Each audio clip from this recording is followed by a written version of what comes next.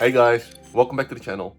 In today's video, we'll be driving to Belgium to explore the Put van Ekeren, and I'll be taking you with me as we dive into the history and current state of this amazing dive site. I already have my double tanks in the back of the car, so let's grab the rest and dive right in.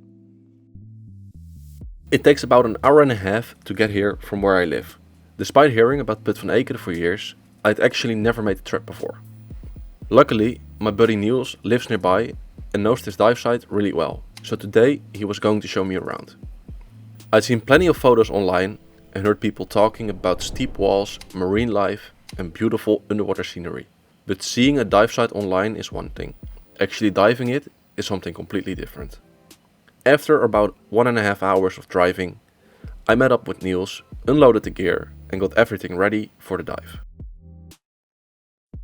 Before we jump into the water, let's quickly look at how this place came to be. Back in the 19th century, this entire area was a polder landscape with fields, marshes and dikes. During the construction of the Antwerpen North railway yard between 1925 and 1930, enormous amounts of sand were excavated here, creating the 2 Ekerse Putten. Many people still believe the lake supplied water for steam trains, but that's actually a myth. The sediment contains huge amounts of fossilized shells, making the water extremely hard and unsuitable for steam boilers. Over the decades, the pit slowly filled with groundwater, creating the natural lake we see today. During construction of the nearby A12, even more sand was removed, creating the deeper sections and exposing fossil-rich clay layers. That's why you can still find millions of years old fossilized seashells embedded in the walls.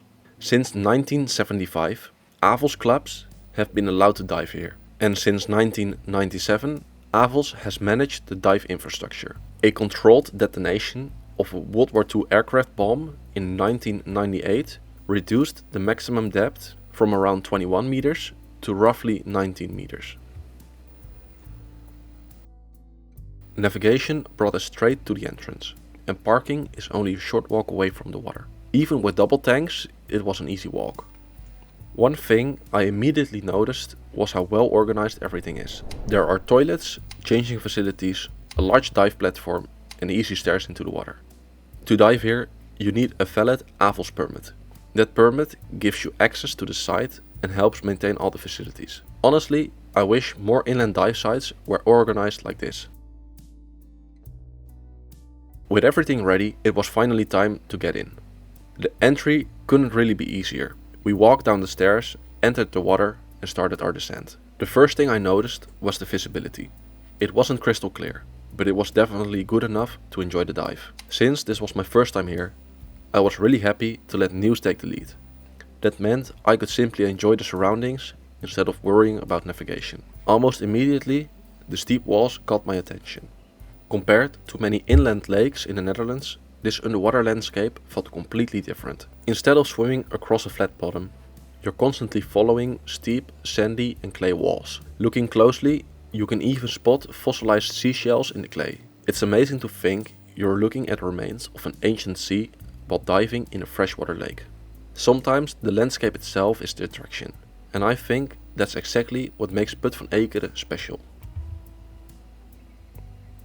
The underwater life didn't disappoint either. We saw plenty of perch, lots of smaller fish, a nice pike, and at one point an eel swimming right past us. I couldn't resist following it for a while before it disappeared into the vegetation. One of my favorite parts of the dive was swimming through the beautiful freshwater plants. Combined with the sunlight filtering through the water, they create an amazing atmosphere that really makes the site feel alive.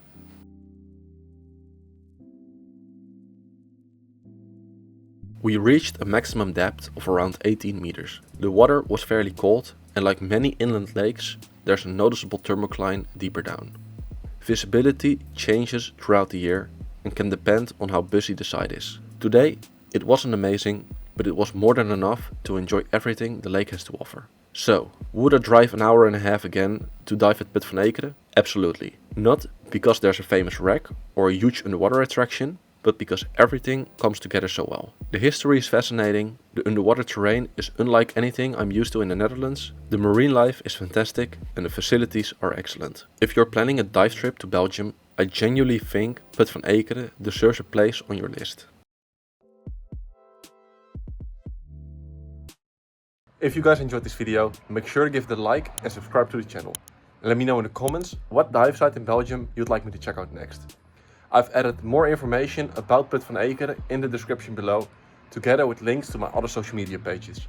And as always, dive safe, stay curious, and I'll see you in the next one. Bye bye.